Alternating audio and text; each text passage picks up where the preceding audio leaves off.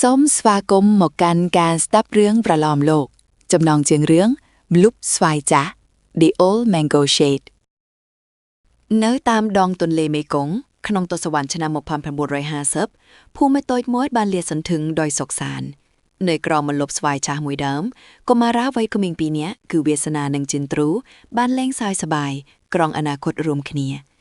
ปูเก้ชีเม็ดแพกจิตสนิทรูปเพียบในเพียบบริสุทธิ์นึ่งเม็ดแพกเวสนากวนโปรเนในศาสตร์กระไรกรอเมียนพเนกพลูทลาโป้เป้งใดกระดิสระไมจินตรูกวนสไรเนตเวชนังดอเมียนทูเทียเมียนสนามยังยำสรอทลาโดยจิบการิกปูเก้บ้านจันนายไปทไงรอบมันออฟรถเล้งเด้งจับเนียหนึ่งในเย่เรื่องนิเตียนกราวเม็กซ์ไวได้จีสักเซสเงียมสงัดในอนุสาวรีย์กุมารเพียบระบอบปุเกดามสวายจัดโนมันตรำตาจีกันไลน์เลงกำซานระบอบปุเกบโนเตแต่จีตำนางออยกระไดสระลังดอบริสุทธิ์ได้กำปงริกดอกดาในขนมจัดระบอบปุเกกรุ๊ปไปได้ปุเกเนจมวยเนียปีพบโลกหะโดยจีบัดบองสำเล้งให้เมียนแต่ปุเกปีเนปนเนาะได้เมียนเนื้อปีพบโลกเวียสนาหนังจันทรูตั้งแต่เมียนการนัดจูบสำงัดระบอบปุเกเนื้อกระมาลบสวายเชียเรียงรอทั้งไงในที่นู้ปุเกบานใจกลุ่มแหลกเนื้อกระไดสระไวย่างเฉียวเจริญบ่มพดเวียสนาบานซอนยาท้านังทัวก้าอย่างลมบากดำไม่สองเตะมวยดอสรอสอาดสำหรับปุเกจันทรูบานสดับดอกกระไดรมเพิบนังเสกระไดสังคึมเนียงบานสมัยเคยจีเวตมวยจีมวยเวียสนาเนียงบานชื่อแจกลือเวียสนาย่างเป็นตุ่มหึงให้บานซอนยาท้าหนึ่งรงจำได้เวียสนาบานีหากโดยจิตเลียจินปีเบดงดอบริสุทธิ์กระไดสังคึมโรกปุเกหากโดยจีเขมียนด้านกำหนดเนื้อกราวเมกสวยนูปุเกบานเกตท้าปุเกอาจยกชนะเลยอุปสรรคถึงโดยกระไดสระลันระบปุเกตู้จียังนะสำเล้งเตะเดียลระบมาดาจันทรูบันจับดามเลิกลังเนียงบันเลิกลังโดยประโยชน์อมปีเพบขอบเงียในกรูซานังท่านนักสังคมโรวิงจันทรูนังเวสนาจันทรูบันจียิมมันเอาเปิดนังเปียบแตงนูมาได้จันทรูบันเยอมปีโรบีบได้โกนสเรระบกอดซ้อมนังตัวบันอนาคตดอกพลิสวายจึงนิเตติดตัวใบจีจันทรูบันจียิมกาเปียเวสนาก็ด้อยก็เปียกแตงนูบันดักจบขนมเจ็ดระบเนียงสำหรับจันทรูเนียงมันบ้านเกิดอมปีฐานะสังคมโนเตเอาไว้แต่เนียงบ้านเกิดคือเมียนแต่เบดงเวียสนามวยปนนอเวียสนาบันจับดานเมียนอารมณ์ทาเมียนสัมเปียดปีเพียบเครกรอระบักครูซาระบักกอดบันขัดคอมทัวการในศาสตรีกันแต่ลำบากเจียงมนตะเตียดดำใบไอสักดอมหนึ่งจันทรูกอดบานสังคมทากอดอาจยกชนะเลือกุมเลียดสังคมนีบานกอดบานสำลังเมอเติบเตียระบักจันทรูได้เมียนเพียบทูเทียให้บานดังทากาสำรัดกระไดสมัยระบอกกอดคือมันแมนจีเรืองไงสรูโนเตตัวจียังนาก็ด้อยก็กอดมันบอกบองเจ้ากระไดสังคมลอยกรุบทั้งไงกอดบานสำลังเมอตื่นมาลบไฟจะให้บานบรรตอสมัยอัมเปอนาคตระบอกปุเกดอยสังคมทานึงยอกชเนเลออุปสรรคทั้งหลายอพุกบดายจันทรูบานจับดำปีเพียกษาอัมปีเนกบมรากาดามินสักดานุปลปุเกบานเล็กลางปีกนปรหระบชมุยดามินตรอบทนได้สำรุมสมัดจันทรูบานลือหอยก็มีอารมณ์มันสนุกรองจัดเนียงบานดังทามีดาบิดาระบอบเนียงกำปงแต่เกิดดอลอนาคตระบอบเนียงแต่เนียงมันบานจองอนาคตระบอบเนียงทรูบานเกเรบจอมลางนุเตเนียงบานเกิดดอลเลือกสนาหอยก็มีอารมณ์ชื่อจับเนียงบานพียิมมันเปิดหนึ่งการสอนเทเนียแตงนุแต่วิหารโดยเจกันแต่ลงบลาดเนียงจีเรียงรอทลายจุกเวสนาอบเนียงหาโดยเจกำปงแต่ตรอยบานแก้กำหนดหาย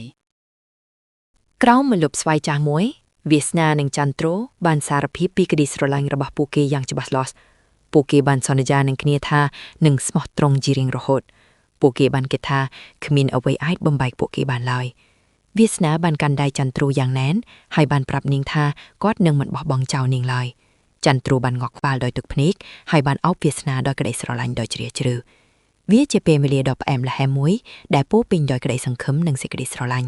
ปูเกบันเกตทาสิกเดสรลังระบาปูเกหนึ่งยกชนะเลือเอาไว้ตั้งอ่ะทลายมุ้ยเอาปุกมาได้จันทรูบ้านประกาศปีกาเรียบกาจันทรูหนึ่งเรียบกาจีมวยสุขาได้จีโกนโปรชมุ้ยดอกเมียนตรอบทนจันทรูบานหรือเฮาส์กองเมียนอารามโตสลดเจคลังแบะดงระบานิ้งหาดูจีเตอร์บานเกบำใบเจบำไนนิ้งบานซีจีมปะเดซัดแต่เอาปุกมาได้ระบานิ้งบานปรับเนียงท้าวิคือเจกาตาปะไกระบาเนียงตึกแผนกระบาดเนียงบานโฮหมอกมันฉบเนียงบานดังท้ากระไดสมัยระบาดเนียงจิมวยเวสนาเตรบานระเลบัตเตอร์เฮา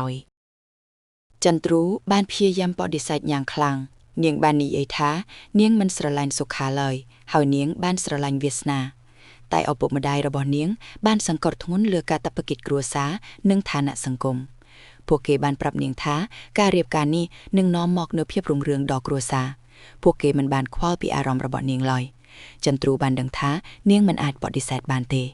នាងមានអារម្មណ៍ថានាងត្រូវបានគេជាប់ឃុំឃាំងនៅក្នុងទ្រុងមាសនាងបានស្រែកយំក្នុងចិត្តតែមិនអាចបញ្ចេញសំឡេងបានឡើយវាសនាបានលឺដំណឹងនោះពីអ្នកភូមិបែកដងរបស់គាត់បានបែកជាពាន់បំណែកគាត់មិនអាចជឿបានឡើយគាត់បានរត់ទៅរកចន្ទ្រូដោយសម្ងាត់នៅក្រោមមិនលុបស្វាយចាស់គាត់បានឃើញចន្ទ្រូកំពុងយំគាត់បានដឹងថាអ្វីៗទាំងអស់បានចប់ហើយគាត់បានចូលទៅអោបនាងដោយក្តីឈឺចាប់ពួកគេបានយំជាមួយគ្នាគ្មានពាក្យពេចន៍អ្វីអាចបរិយាយពីអារម្មណ៍របស់ពួកគេនៅពេលនោះបានឡើយពិភពលោករបស់ពួកគេបានរលំរលាទៅហើយចន្ទ្រូបានពន្យល់វាសនាអំពីសម្ពាធដែលនាងបានជួបប្រទះនាងបានប្រាប់គាត់ថានាងមិនអាចបដិសេធបានឡើយវាសនាមានអារម្មណ៍អស់សង្ឃឹមគ្មានកម្លាំងធ្វើអ្វីទាំងអស់ក្តីស្រមៃរបស់ពួកគេបានរលំរលាយនៅចំពោះពួកគេបានសម្លឹងមើលទៅគ្នាទៅវិញទៅមកដោយក្តីឈឺចាប់ហើយបានដឹងថាពួកគេមិនអាចនៅជាមួយគ្នាបានឡើយវាជាការសន្ទនាដ៏ឈឺចាប់បំផុតតែពួកគេមិនធ្លាប់មានពួកគេបានដឹងថាជោគវាសនារបស់ពួកគេត្រូវបានកំណត់ហើយអស់សង្ឃឹមវាសនាបានព្យាយាមរកវិធីដើម្បីរកប្រាក់ឲ្យបានច្រើនគាត់បានសង្ឃឹមថាគាត់អាចបញ្ចុះបញ្ចូលគ្រួសារចន្ទ្រូបានគាត់បានធ្វើការទាំងយប់ទាំងថ្ងៃតែវាហាក់ដូចជាយឺតពេលទៅហើយការរៀបការត្រូវបានគេកំណត់រួចហើយគ្មានអ្វីអាចផ្លាស់ប្ដូរបានឡើយគាត់បានដឹងថាគាត់គ្មានអំណាចអ្វីទាំងអស់គាត់បានបន្តធ្វើការតែបេះដូងរបស់គាត់មានតែភាពឈឺចាប់ក្តីសង្ឃឹមរបស់គាត់បានរលាយបាត់ទៅហើយសុខាបានចាប់ដើមមកលេងផ្ទះចន្ទ្រូជារឿយៗគាត់បានបង្ហាញពីទ្រព្យសម្បត្តិនិងឋានៈរបស់គាត់ចន្ទ្រូមានអារម្មណ៍ថានាងត្រូវបានគេជាប់អន្ទាក់នាងបានព្យាយាមធ្វើជាមនុស្សធម្មតាតែនាងមិនអាចលាក់បាំងភាពឈឺចាប់របស់នាងបានឡើយនាងបានសម័យឃើញវាសនារាល់ថ្ងៃសុខាបានព្យាយាមយកចិត្តនាងតែនាងមិនអាចទទួលយកបានឡើយបេះដូងរបស់នាងមានតែវាសនាម្នាក់គត់ចន្ទ្រូបានជួបវាសនាជាលើកចុងក្រោយក្រោមម្លប់ស្វាយចាស់ពួកគេបានអោបគ្នាដោយទឹកភ្នែកគ្មានពាក្យពេចន៍អ្វីអាចនិយាយបានឡើយមានតែការលាគ្នាដោយស្ងៀមស្ងាត់ពួកគេបានដឹងថានេះគឺជាការជួបគ្នាលើកចុងក្រោយអនុស្សាវរីយ៍ទាំងអស់បានផុសឡើងក្នុងចិត្តរបស់ពួកគេបានសម្លឹងមើលទៅគ្នាទៅវិញទៅមកដោយក្តីស្រឡាញ់និងក្តីឈឺចាប់ទឹកភ្នែករបស់ពួកគេបានហូរមកមិនឈប់ពួកគេបានដឹងថាពួកគេនឹងមិនអាចបោកផិតគ្នាបានឡើយអ្នកភូមិបានមកម៉ាញឹកនឹងការរៀបចំពិធីមង្គលការវាសនាបានមើលពីចម្ងាយបេះដូងរបស់គាត់ត្រូវបានបំផ្លាញគាត់បានឃើញការតុបតែងលម្អហើយក៏មានអារម្មណ៍ឈឺចាប់ជាខ្លាំងគាត់បានដឹងថាចន្ទ្រូនឹងមិនមែនជារបស់គាត់ទេគាត់បានដើរទៅមាត់ទន្លេហើយបានអង្គុយចុះសម្លឹងមើលទៅទឹកទន្លេដែលហូរប៉ះចាំងគ្រប់សម្លេងរីករាយរបស់អ្នកភូមិហាក់ដូចជាចាក់ទម្លូបេះដូងរបស់គាត់បានបាត់បង់មនុស្សជាទីស្រឡាញ់របស់គាត់ថ្ងៃរៀបអាពាហ៍ពិពាហ៍បានមកដល់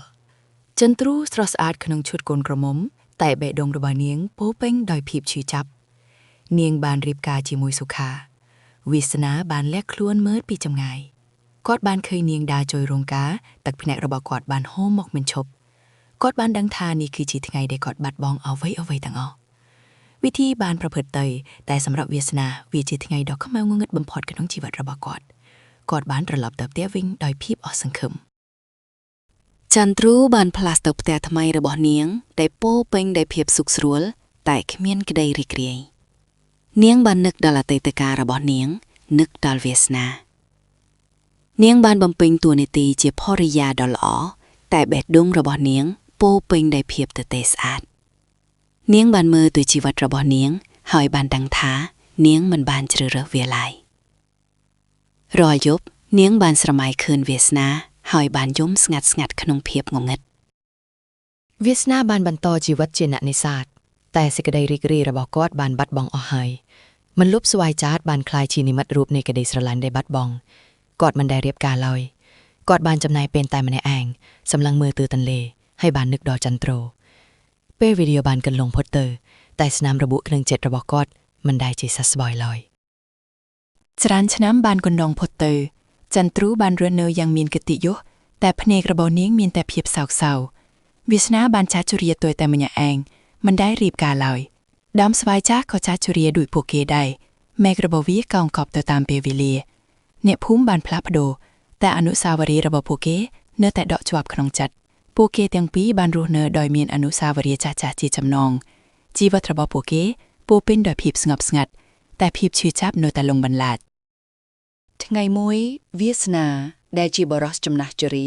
បានអង្គុយនៅក្រោមម្លប់ស្វាយចាស់គាត់បានឃើញក្បួនរថយន្តមួយដែលជាក្បួនរបស់ចន្ទ្រូកំពុងធ្វើដំណើរទៅលេងគ្រួសាររបស់នាងភ្នែករបស់ពួកគេបានជួបគ្នាដោយចៃដន្យវាជាការសម្លឹងមើលដ៏ស្ងៀមស្ងាត់មួយដែលពោរពេញដោយអនុស្សាវរីយ៍និងភាពឈឺចាប់គ្មានពាក្យពេចន៍អ្វីត្រូវបាននិយាយតែពួកគេបានដឹងពីអ្វីដែលបានកើតឡើងវាសនាបានបិទភ្នែករបស់គាត់ទឹកភ្នែកមួយតំណក់បានហូរចេញពីថ្ពាល់របស់គាត់បានដកដង្ហើមចុងក្រោយរបស់គាត់នៅក្រោមម្លប់ស្វាយនោះដោយយកទៅជាមួយនៅក្តីស្រឡាញ់ដែលបាត់បង់និងភាពសោកសៅអស់មួយជីវិតដើមស្វាយចាស់នៅតែឈរស្ងៀមជាសាក្សីចុងក្រោយនៃរឿងរ៉ាវស្នេហាដ៏ឈឺចាប់